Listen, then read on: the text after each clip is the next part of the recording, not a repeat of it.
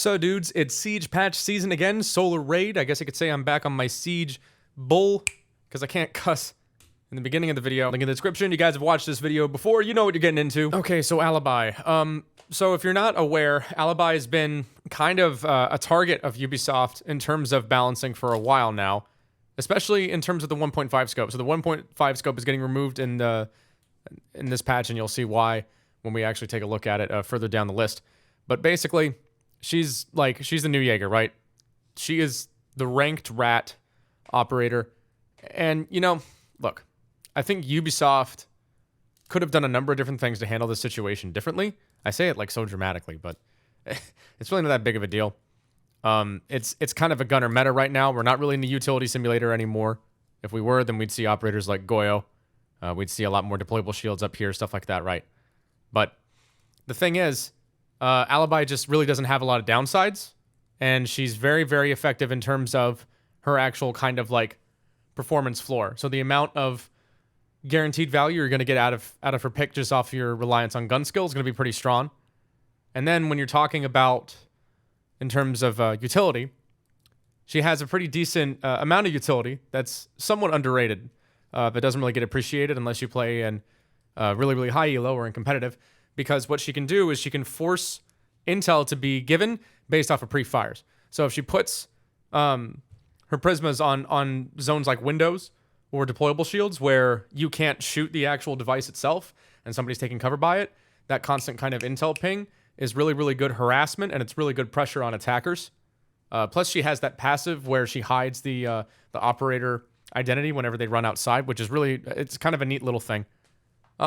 She just has a lot. She's just a really, really well-rounded character right now, and there's not really anything that she does like particularly badly. And she has sight setup. So I think that she's fun to play, and I think that the 1.5 scope situation is a shame that it's come to this.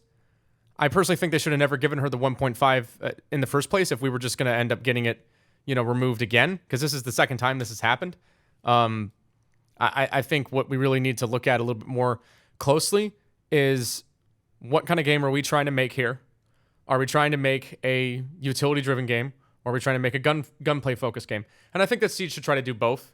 I don't think that you can screw over the game by trying to do both. I don't think it's a situation of like, okay, we got to pick one or the other. But yeah, like especially this meta, it's not really surprising to me, and it's a shame. I wish that, you know, there was another way to do it. I think that we either need to, you know, embrace a little bit more of the gunplay or embrace more of the util.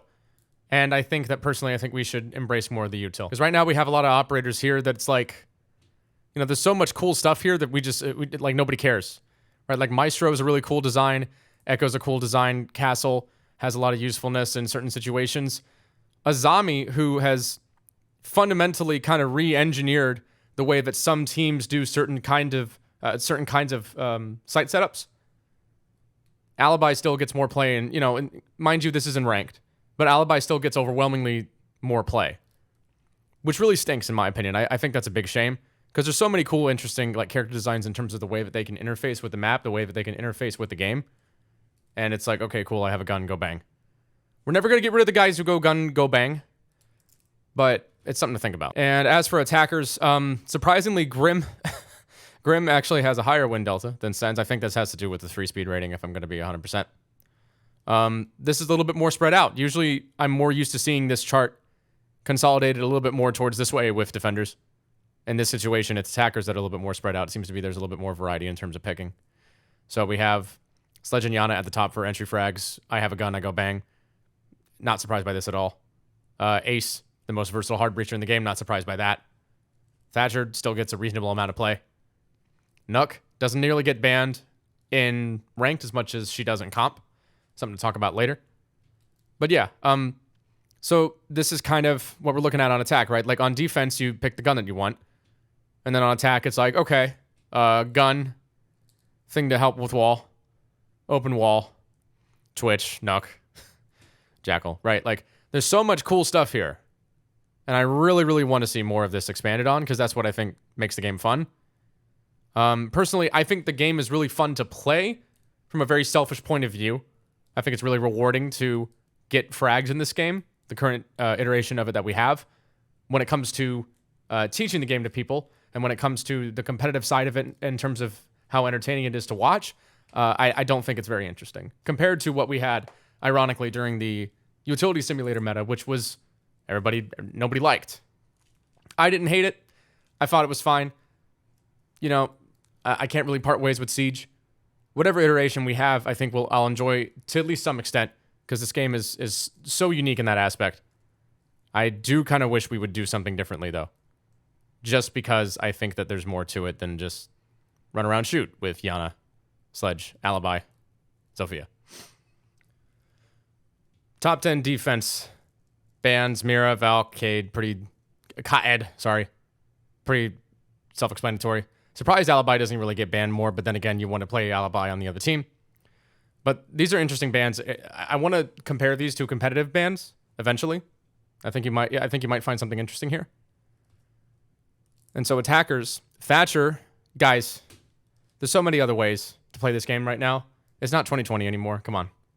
Right? You got secondary EMPs.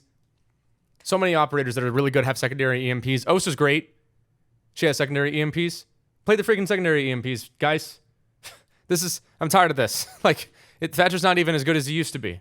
Why are you doing this? Jackal, not surprised by that at all. And, yeah, it's pretty standard. These charts haven't really seemed to change much in the past year and a half. Okay, so let's actually talk about the changes themselves. So we got really, really big movement changes coming this patch. Something that is kind of controversial. I'm not going to lie. I'm not going to front. Normalized movement speed while ADS. So let's read their rationale for why they're taking every operator in the game. And whenever you ADS, you're going to move at the rate of a 3 armored operator on the current build. So 2 armors and 3 speeds are going to have their movement speed reduced while aiming down sights, down to the same level as like a fuse or a gridlock. What's going on with that? Every operator will now move at the same speed while aiming down sights. With this change, fast operators will still get around the map more quickly, and heavy operators will take more damage, but both should be on equal terms when taking on a fight and looking for the headshot. The relationship between speed and armor has always been a bit unbalanced. Speed is beneficial in every situation and has a direct impact on your performance, but armor lacks the same effect when a single headshot can kill you. True. This means that slow operators are always at a disadvantage during a gunfight when both players have good aim. True. This change should even the field. Precision. Okay. So, honestly, this is one of the more well-articulated statements from a set of Siege patch notes I've read in a long time. This is really, really smart. So what they highlighted here was slow operators are always at a disadvantage, right, during gunfights. Which, well, that's the point. That's the whole point, is that they have a different armor. They have a different armor rating, so they can't, compete in gunfights as well. Yeah, I don't think that's good game design. I mean, I get it, but the thing is, a lot of these 3 armors don't really have like a lot more going for them compared to their peers. I mean, like, where's Gridlock on this chart, right? Gridlock's all the way at the back end here in the presence chart. Okay, is it really gonna kill people if she has just a little bit more fragging potential, right? There's so many 3 armors in this game, especially for attack. Like Fuse, he gets, the 2 current attackers that are 3 armored, right? We're obviously, a bunch of attackers are going to have too many Thanksgiving leftovers pretty soon here. But Fuse and Gridlock in particular, their utility is like okay, but it's very, very specific. And then the rest that they have to rely on is just their gun. So if you're a person that's playing the game for fun and you have like a particular character that you like and you want to focus your attention on one, or even like 2 or 3, maybe you want to play that more kind of slower support-based kind of play style on attack, 3 armors are just kind of out of the question because you're going to be dealing with so many speedy operators on defense like Alibi. And so it gets even more annoying when you're dealing with, you want to play Maestro, you want to play Echo, you want to play Tachanka. Like, you want to play, if that's the play style that you like, you're always going to be a disadvantage in a gunfight. And personally, I think that's dumb. I don't think that's really good game design. I think that the gunfighting, like the argument everybody makes about one-shot headshot is that it democratizes the gunfights. Well, in this instance, these gunfights aren't democratized because, like, there's just no, in a 1v1 duel, there's just no point in not playing a 3-speed. That's why these characters get picked so much. So This is good balancing in my opinion. I know that it's going to be really, really unpopular, and some people might take issue with my stance here because, you know, they'll say, oh, well, Greg, you always talked about how, you know, Yubi's too hard on the gunplay. In certain contexts, hell, even in a lot of contexts, all right? Yeah, I agree. Yeah, I agree that Ubisoft is focusing a little bit too much on the gunplay sometimes with their balancing. But that's for individual balancing characteristics of operators. And one of the things that they did to get around that was give every gun in the game a different kind of recoil sort of system. So this more currently aligns with the vision of the game that I think Ubisoft is trying to go for. All I really wanted from the start was Ubisoft to just pick a side, right? Like pick, do you want tactical, slow, deliberate, or do you want, you know, skill display, right? Whatever the terminology is. Do you want more skill expression? You want more aiming-centric skill expression? Which one are we trying to do here? It's clear Ubisoft have made up their mind, and if this is the vision that they're going for, that's smart design, in my opinion. Precision when shooting from the hip will always be the same. Okay, so basically what this means is that you can't go prone and then get a tighter hip fire spread. I'm okay with this. It's just a dumb, like, especially in a game with one-shot headshot, it's just a dumb mechanic. I'm not much to say there. Okay, operator balance. Remove the 1.5 sight from the MX4 Storm. Let's read the rationale. The MX4 Storm with the 1.5 sight is a very fun weapon to use, and having an agile operator paired with it is a refreshing and interesting way to dethrone Jaeger's high presence. But Alibi's presence is going up too fast, and her KD is also too high. So they have metrics, you know, in-house. They're basically saying, like, yeah, it's not just a win rate thing. She's a little crazy right now. Interestingly enough, you know, the win rate isn't particularly high, although the pick rate is high. So crack gamers are going crazy with her, and there's a lot of bots that are playing her and can't shoot. So I think that in reality, with players that know what the fuck they're doing, this is like maybe a little bit here, and then all the bots that want to be MLG Pro are bringing the average down. So that would explain why it's hovering around the center, right? The idea shouldn't be, oh, well, it's averaged out to the center, so that's a good idea, right? What we're looking for is across the population, I'm using a bunch of terms like interchangeably here that aren't quite statistically accurate, but you get the idea. What we're looking at in terms of the data for Alibi win rate, I think what Ubisoft is trying to communicate here by talking about the KDR is that you're going to have, what they're looking for is more people on average playing towards this mean, right? They don't want a bunch of people over here and a bunch of people over there, and then it averages out. They don't want that, right? They want everybody to have a skillful expression of some kind with a character, and they don't, you know, want a bunch of bots weighing the data down. So I don't know what it looks like on their end. I'm just guessing because Alibi's pretty freaking good right now. I really, really find it hard to believe that she's like mid because she's not. I think that there are ways that we could have avoided this. Like I said, I don't think she ever should have gotten the 1.5 back. I think the 1.5 is the best sight in the game, personally. I think that this is one of those few situations where balancing around a scope is a good idea because the 1.5 takes characteristics of close range sights and characteristics of long range sights and basically makes like the perfect sight in terms of like not blocking your peripheral. So pretty big change there. It allows players to get a shot from a distance that's a little bit further away that might be a little bit more difficult to hit, while also allowing them to slice the pie when they go around corners. It's just a great sight.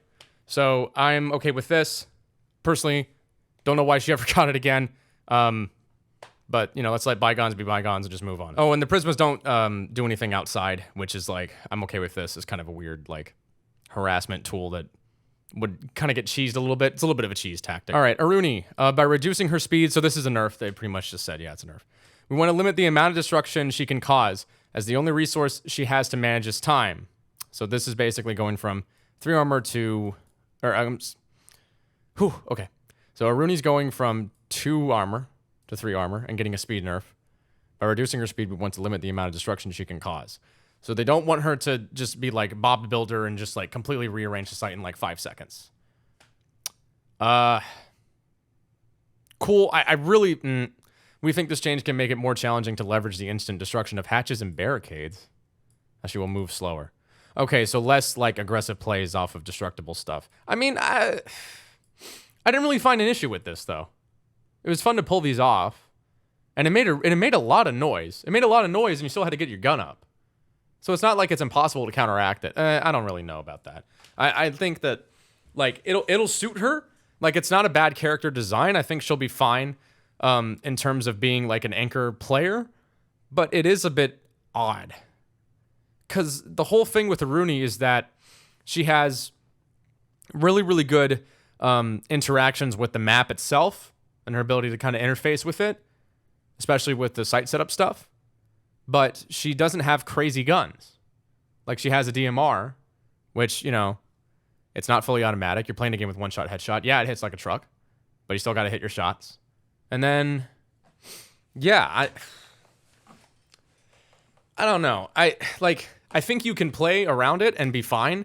I think that Aruni's still a good operator, but from a fun perspective, I don't know if it's that great, and it seems a little bit unnecessary, personally. Dokkaebi.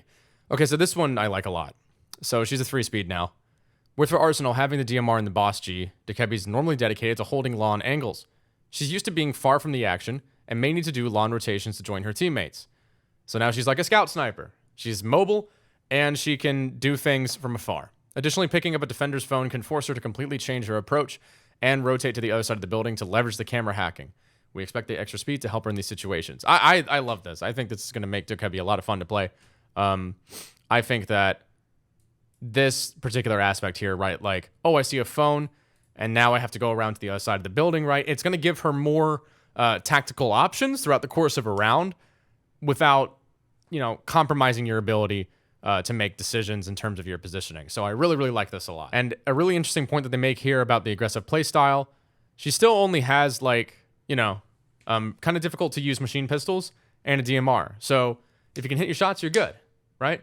But it's not overpowered in that sense. It's not like she's running around with like an F2. Echo. The added speed will let Echo relocate faster and help teammates with the yokai drones. Okay, so he's a 2-speed now instead of a 3 armor. At the end of a round, his ability... Oh,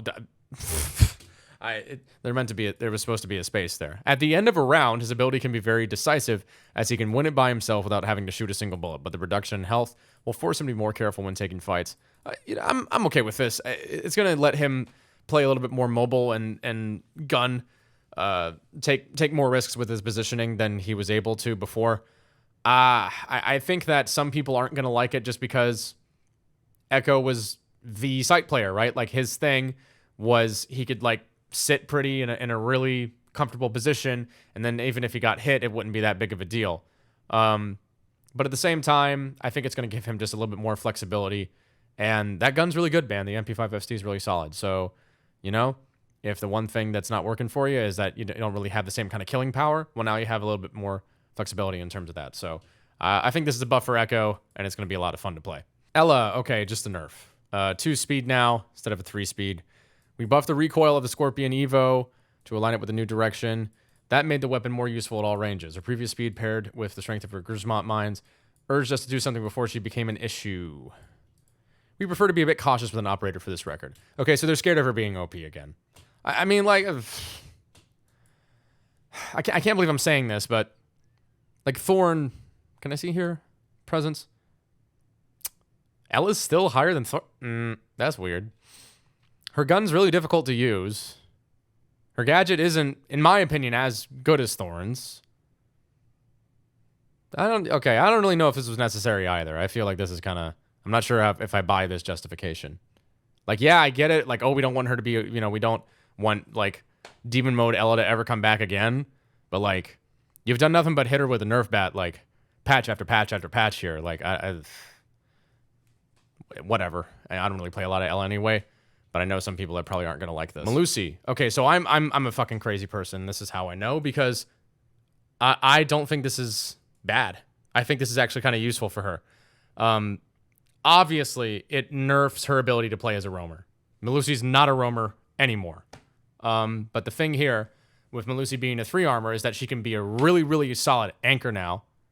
And that's pretty cool, because her ability to play off of her Banshees, especially in close quarters with a shotgun, right? This is something they mentioned. The Banshee's always a useful gadget. Even if it doesn't trigger, it gives you the information that nobody's coming from that direction. We want Melusi to be more aware of them to leverage their strengths, so she will be slower and need to stay close to react to any activation. But this is exactly the kind of gameplay loop that you want with this kind of gadget, right? Because this is a situation where you don't, like, you put down a gadget. The thing with Melusi that always, like, bugged me is that you put down the gadget, and then you can just, like, you can just run away. Like, yeah, you can play off of it depending on the strategy that you're trying to do, clubhouse rafters. That's a good example, right? You can play an oil pit and then put a Melusi web on the staircase. But in this situation, now you can put them like around corners.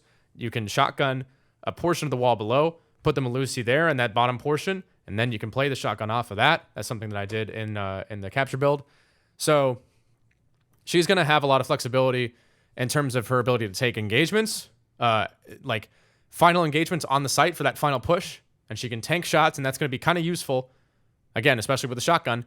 I just know a lot of people are going to miss that play style, and, you know, is it necessary to adjust to one operator when we can try to do something different with another operator? I don't know. But personally, I don't think this is a terrible change from Melusi. I think it's just really just a restructuring of her play style, and Ubisoft wants you to more kind of cases where we get like some kind of form of self-sufficiency, like you get a certain kind of gameplay loop with an operator that's dependent on you, right? Not just like I put down a thing and then I run away and, you know, just do whatever the fuck I want. So I think that's good game design. Personally, I'm not super upset about this. Okay, so Mute's a 3 armor now. Okay, we want to reinforce the use of the shotgun and low elo to help with the prep at the site. Okay, I thought they were going to have a much more in-depth explanation than this. The extra health will make close range engagements more appealing. Guys, I don't care about noobs who don't know what they're doing. If noobs don't know what to do with the shotgun, that's not my problem. Your job is to convey how to get the shotgun usage up, right? That's your job. Now, I understand that this, you know, you think that this is doing that by making him play a little bit more closely, but if we're worried about noobs in low elo that don't know how to set up the site, this isn't going to help them. If anything, what's going to happen here, noobs are going to look at this and be like, what the fuck? You got fucking nerfed again. Fucking Pro League. And then they'll probably not play Mute, or they'll continue to play Mute because they're a Mute crutch, and then they'll just continue doing what they were doing already, not helping with the site. And now, with this armor rating, they're going to sit in a corner with the shotgun even more than they were already doing. So, like, I don't really understand the low elo explanation here. I thought it was going to be a lot more in-depth than that. And it also takes away his roaming ability with the MP5K, which is like the whole thing about Mute was that he was like the Swiss Army man, right? Like that was his whole shtick. That's like the SAS's thing, is that you can apply them and you can put them in different kinds of situations. And I understand the argument of, well, one operator shouldn't be capable of doing a bunch of different things. That's not, Mute was never that. Mute wasn't capable of doing everything at the same time. Mute, you were capable of choosing a play style. You could choose this play style, or you could choose this play style for the course of the round. That's what made Mute cool. You know, if they were going to take away the 1.5, then like, if they were going to reduce his speed rating and up his armor, they might as well just let him keep the 1.5. Because now, and I guess the whole argument is that we've made everybody the same ADS walking speed, but like, if you're going to make somebody like, okay, this is a signal, right? Like you're slower now, you have to play slower. Okay, well, I should angle hold more. Well, now I don't have the tools that I was using before to angle hold as a side anchor when I was a 2 armor. So I'm not buying the Mute change. You know, like the Melusi thing is whatever to me. This is like not a fan of the Mute change. Okay, Osa, 3 armor now. Osa's a 3 armor. Big buff to her, actually. Big buff because she plays a lot more passively, right? She's playing on the shield, and there's going to be situations where it's like, okay, I'm in a gunfight. I'm doing a little peeky, doing the quick peeky, and then it's like, oh, here's a shoulder, here's an arm, get shot in the shoulder, get shot in the arm, and it's not nearly as much damage as it used to be, especially when you're fighting against like an MP5 that does, you know, wimpy damage. So this is actually a buff for her, especially with the shield. Her whole thing is being able to, you know, have a covered up hitbox, right? Like playing in cover. So I think this is big for her. Sens, okay. Sens is a 3-speed now. So what I think they're going to do is make Sens into a really, really fast execute kind of roly-poly into the site and go bang, bang, bip, bop, boom. Maybe have a, you know, like a Ying throw some stuff with the smoke. There's going to be a lot of coordinated strategies here. So Sens is not going to be like purely a support operator anymore. I think that they're going to probably have something of a role in terms of being like a pseudo entry frag now.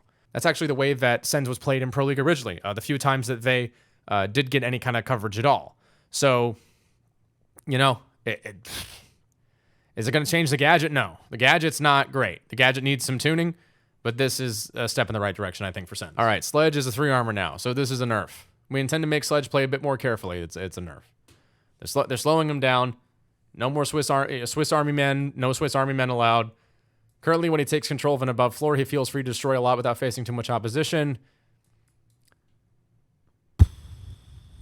Okay, I don't agree with that. I don't agree with this at all. The reason that he gets into a position where he can destroy a lot without facing too much opposition is because you are not getting on cameras and your roam game sucks. That's why he feels like he can do it without opposition. If Sledge is doing things without opposition, your defense sucks. You're not applying any pressure to him. And if he's in a position where he's able to do things without facing too much opposition, he probably killed your roamer, or the attackers have done their roam clear a little bit more effectively in general. So not buying that argument. The slower movement will reduce the reaction time allotted to run away from nitro cells. Okay. And the extra noise will make it easier to punish predictable players. I mean, this is, that's kind of a design of 3-armors. I get that. On the other hand, the added health may help him survive less accurate explosions. So, so C4s... Wait. Slower movement will reduce reaction time for nitros. Added health will make him survive more nitros? You're giving me conflicting information here. I don't know what you're trying to do. What's the plan? If you're worried about the pick rate, I think that maybe instead of like nerfing him, because I don't think he's in a particularly bad spot right now. He already took away his SMG-11. His gun's really good. Don't get me wrong. But he's not like particularly overtuned. Maybe he is like slightly overtuned, but not to the point where I think he's a problem. Sledge gets picked a lot because he has a lot of guaranteed value. I think you should add more operators on attack that kind of compete with him in terms of that space. Like, help this guy out a little bit. I don't know.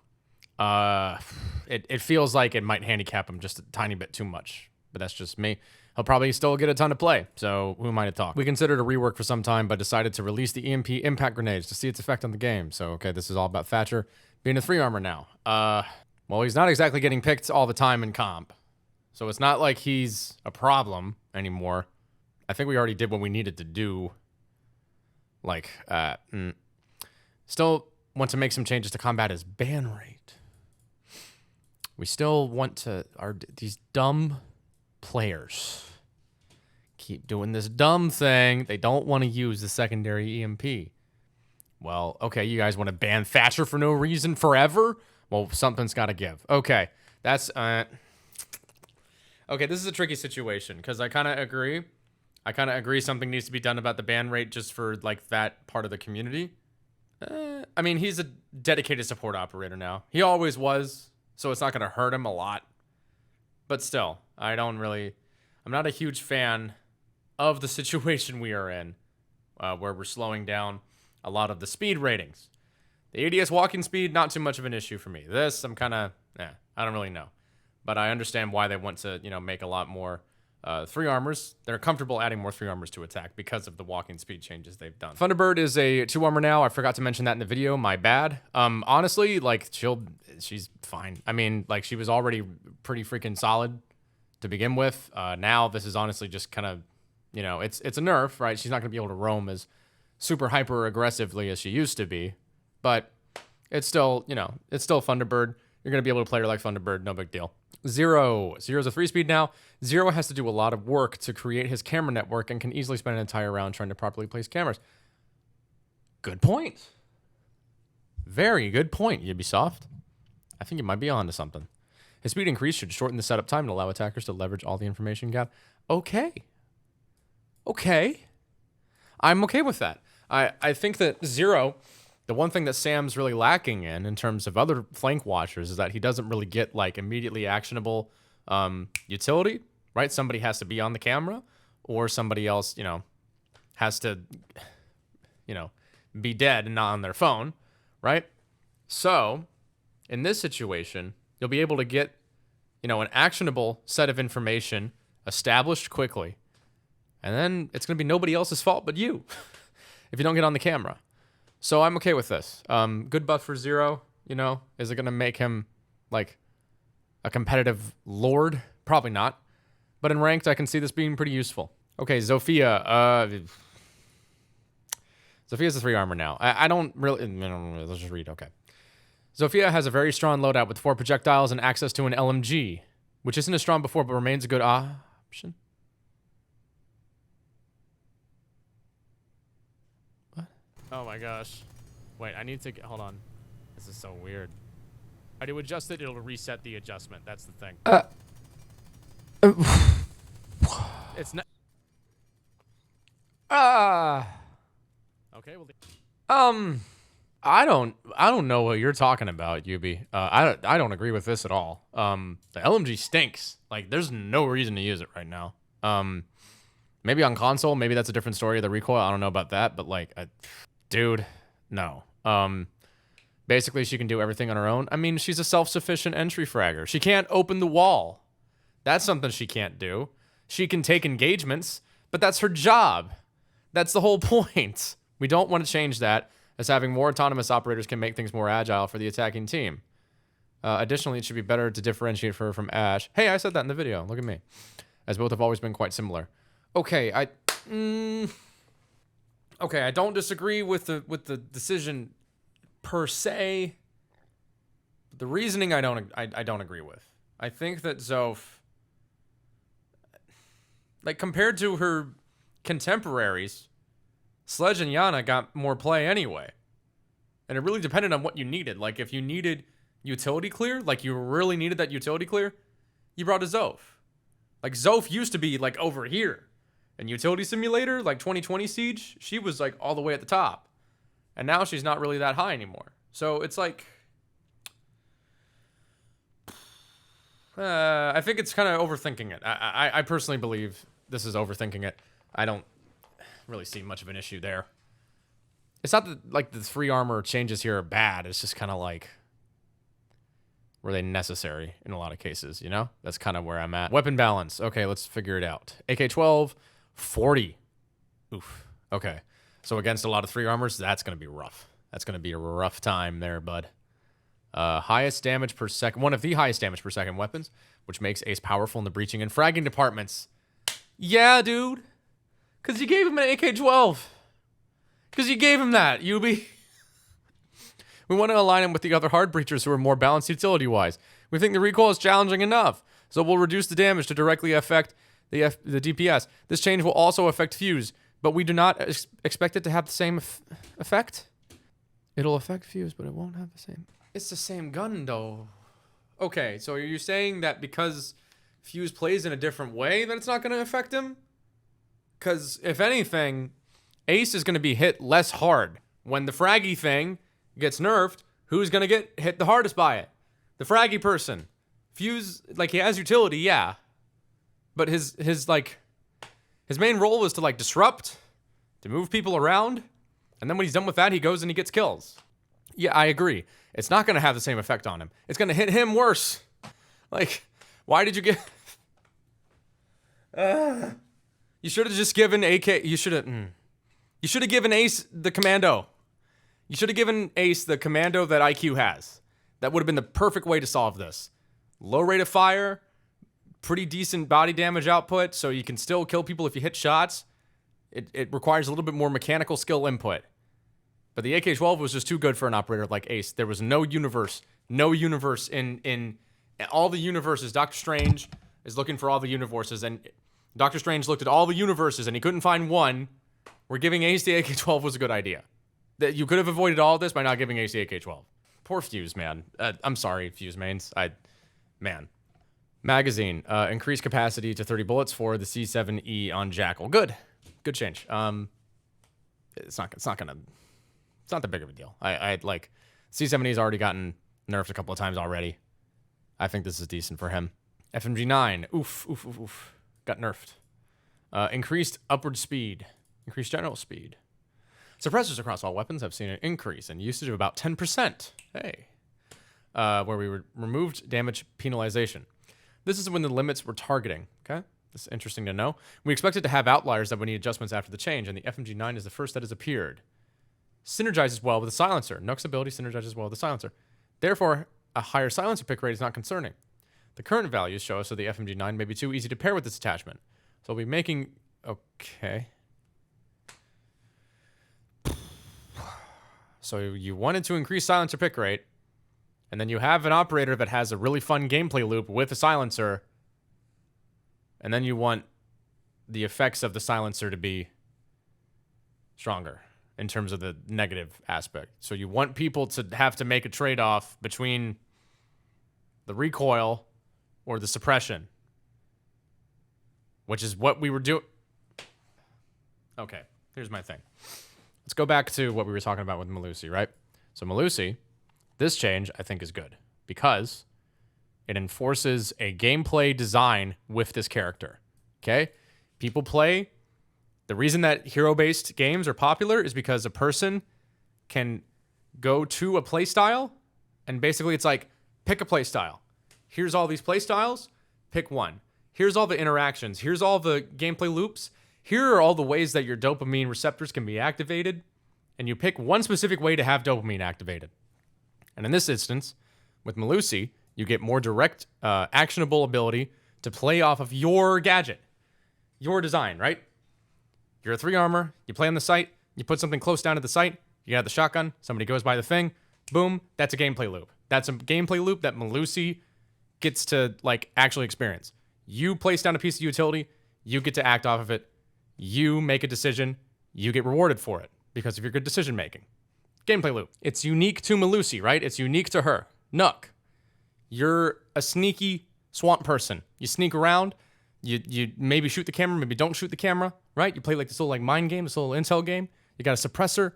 You can go around. You can hit people from the back and then not give your position away. It's quieter, right? All these things, right? All these like psychological things are going on in the player's mind, right? Regardless of how effective suppressors are in competitive, regardless of whether or not, you know, just even having a suppressor on the gun, like even having the little like that's a whole thing. It's like I'm sneaky. I'm sneaking around. Yeah, like they want that gameplay loop. And then you have the gameplay loop, and then you're like, well, that's about 2.5000005, 2% more effective than we want it to be. And so, like, this is back to classic Ubisofting, right? You're balancing the game like a math equation, and you need to balance it like a video game. And this is an example of that. And I'm not, like, I don't, like, even if this is a good change on paper, that's not the point, right? It's the principle of it.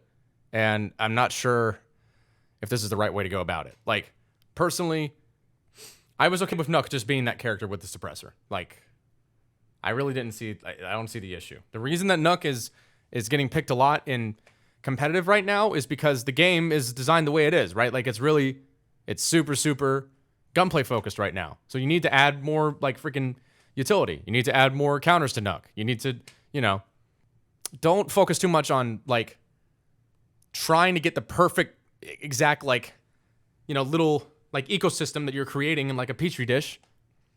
You want to make the experience fun for the player, too. Like, that's important. And friendly fire disabled during the prep phase. I'm okay with this. This is a big one. I'm okay with it. I don't know anything about console, guys. I don't play console, but that, you know, looks good to me. Increased recoil? What? I'm sorry. Sorry you guys have to deal with that. What the heck? All right, y'all. Let me know what you guys think about Solar Raid if you guys are interested. Thank you for listening to what I had to say about this patch, and I'll see you guys in the next video. Take care. Deuces.